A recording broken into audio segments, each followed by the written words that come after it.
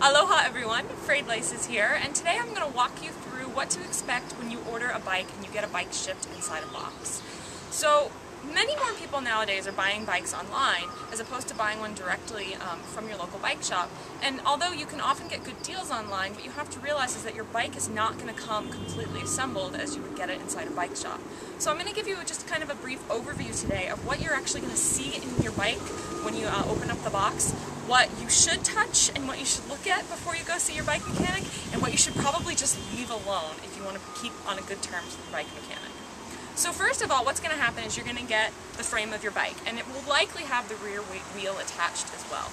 Now this frame is going to come complete with tons of padding, and it's okay, go ahead, rip off the padding. I know you're excited, you want to see what your new frame looks like, but probably the most important thing that I need to point out is if you have internal cabling such as this, piece of plastic, it's bright, it's colorful, it looks like you want to touch it and you want to pull on it.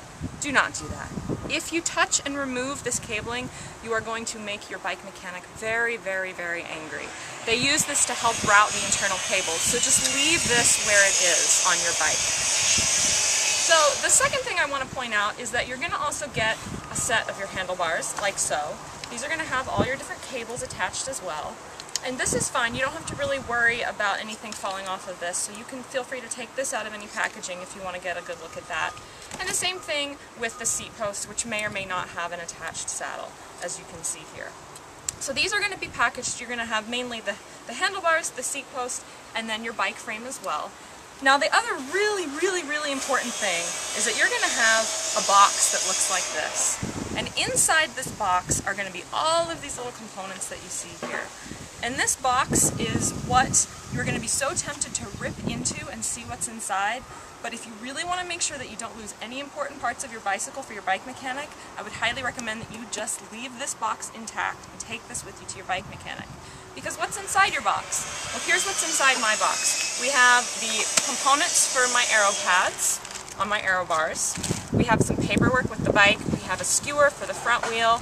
We also have a whole bunch of reflector components, which by federal and state law, these have to be included in the bicycle. Of course, if you solely ride your bicycle on closed circuit races, such as we all do, right?